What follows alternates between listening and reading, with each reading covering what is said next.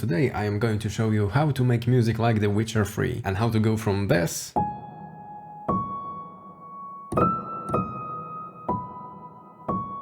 to this.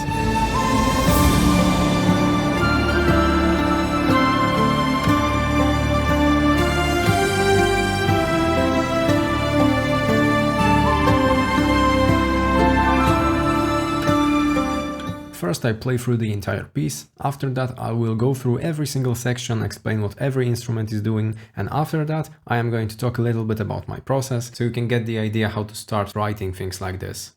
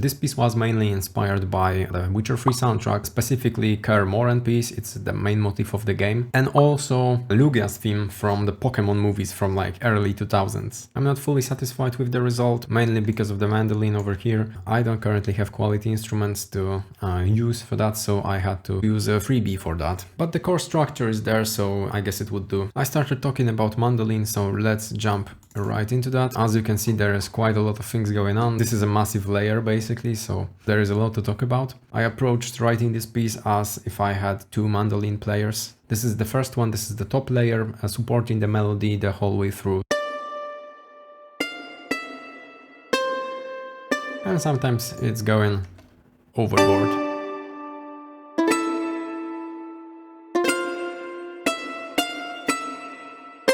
And so forth. Next one is first layer, playing the harmony in the middle range.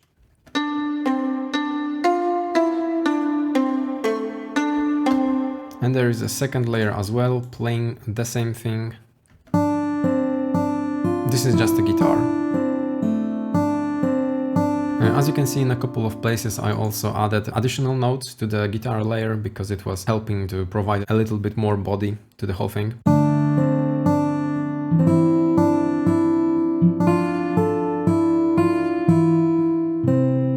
And together they sound like this. And now without the guitar layer. Again, together.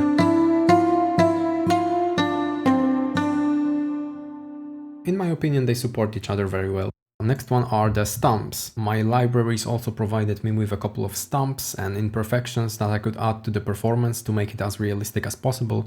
So I did that, like you can hear over here.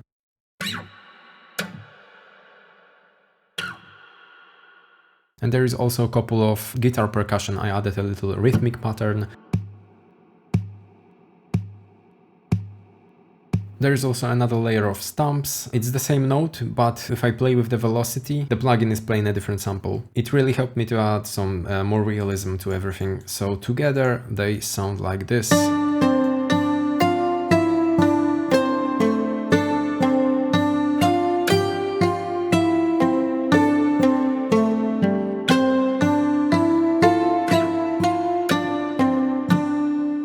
One other layer that I didn't mention is the harp, which is playing the harmony. And from time to time it's also supporting the melody.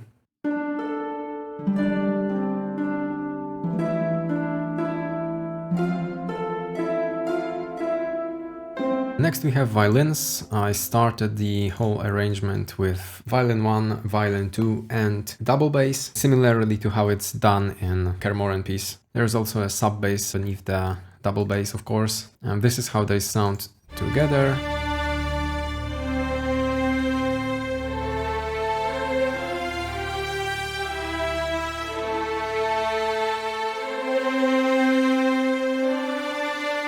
As I was writing the main theme, I knew from the get-go that I wanted to split it between two instruments. So this is what I did with flutes. As you can see, the part that's played by the violins is right there. And when we go to violin 1, for example, we can see these are carrying the theme in this specific moment. And violin 2 is doing the same thing an octave lower.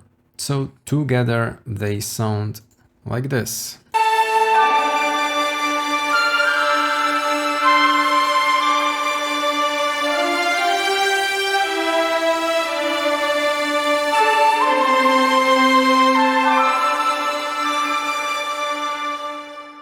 Writing things like this is tricky. You definitely have to remember that the key thing is that you cannot just add those instruments randomly. They have to be there from the very beginning. Doesn't matter if they are very quiet, but they have to be there because you don't want to surprise the listener in the wrong way. So as you can see, those violins are playing all the time and they are getting a lot louder when it's time for their part. The same goes to the second violin, but it doesn't necessarily apply to the flute in this case. As you can see by the dynamic curve, the flute is just putting a lot of energy all the time, and even when there is a gap without the flute, you are already used to the sound of the flute, so it can just naturally carry on with the theme when the time comes. When the main theme starts, I also added cello and viola. They're just adding a little bit of warmth to everything because both violins and the flute are carrying mainly high frequencies. So even with this big layer of mandolins, I also needed some support in the middle.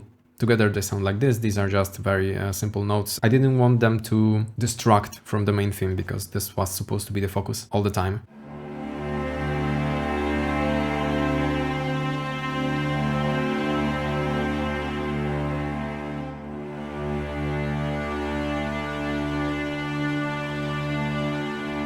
It doesn't matter if this is a leading instrument or not, you always want to make sure that those dynamic lines are as realistic as possible, because every little detail like this adds up, and if you have like 30 instruments in the arrangement and you added 5% more realism to each one, it really helps to breathe more life into the arrangement. The same goes to the expression. As you can see, I added very tiny adjustments with the volume, but I always make sure it's there. And the last thing when it comes to the strings is the double bass that's supporting the melody at the beginning,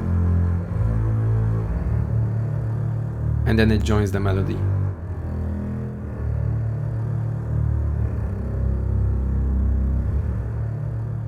One other thing is the percussion. We have a couple of cymbals, triangle hits, tam-tam and drum rolls.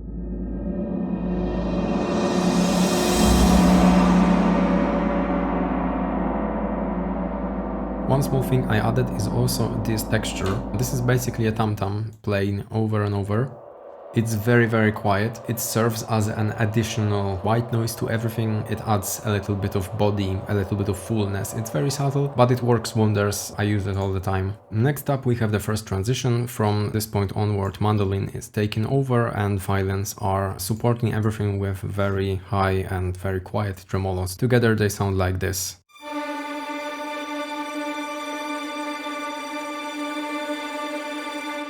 Tremolo basically means that the player is moving the bow back and forth while playing the same note. And here is the mandolin part together with the harp.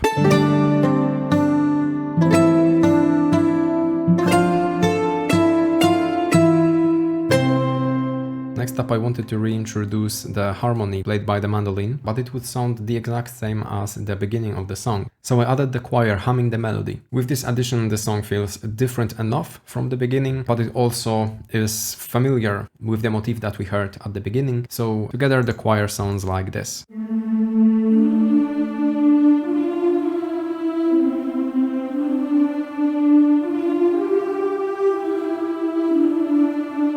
This is also the moment when I am introducing the rhythmic pattern with the guitar percussion. I don't know if you will be able to hear it, it's very subtle, but together with the choir it sounds like this.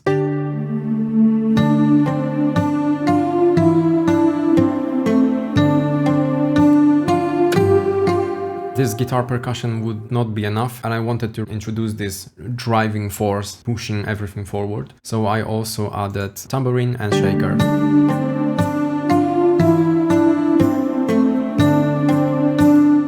And during the transitions, tambourine is also playing something like this. When it comes to percussion instruments like this, you always want to make sure that you also play with the velocity. In this case, the green ones are controlled by those green lines, and transitions are being controlled by the dynamic curve. The same thing goes to the shaker. You always want to make sure that you are not only creating the rhythmic pattern, you also want to create rhythmic pattern with volume. Because if you play with the real shaker, there's no way you are going to play exactly the same volume every single time. Together with all of that, we also have a couple of transition instruments, drum rolls, cymbal, piatti and stuff like this. Together they sound like this.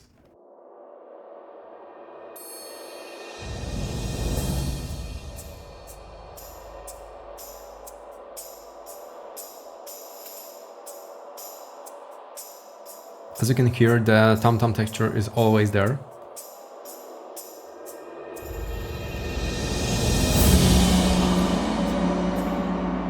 In the second part of the choir, I also reintroduced violin 1, violin 2 in order to set up the theme again.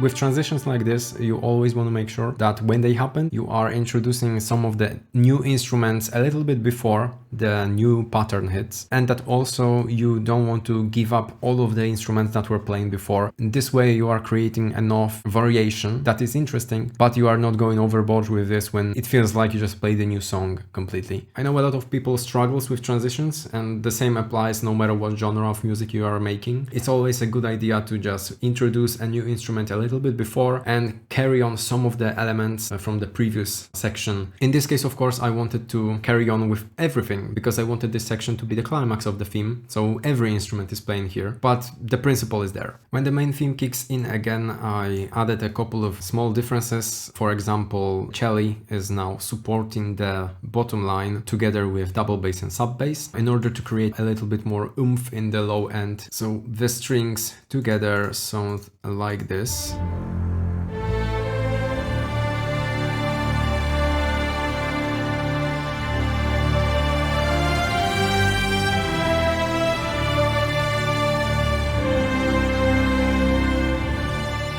Next thing I wanted to do is support those strings with the response over here.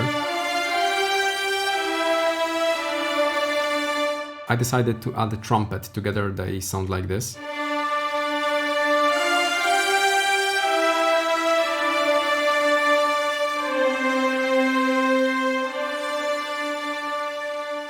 I mixed the flute in a way that it really stands out in the whole mix and it's really the instrument on top. So from the beginning I felt like those violins could use a little bit of support. I think they work really nicely when played together.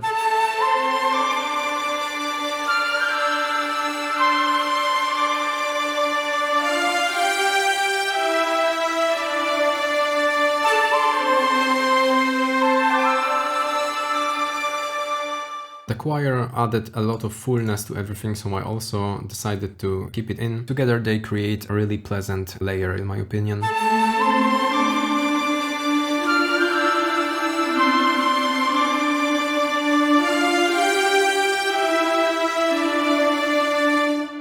especially with the trumpet. I of course kept the progression of the percussions. Mandolin is also carrying with the same layer as before. There is no significant difference there. One thing maybe worth noticing is that I also introduced a couple of chords like this.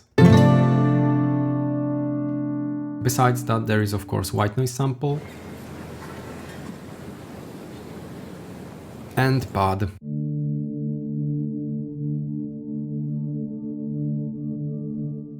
Now that we covered the entire song, I wanted to talk about my process a little bit. The one thing that I wanted to focus on specifically is the melody. If you want to write strong, memorable melody, it's a good practice to start with a strong opening.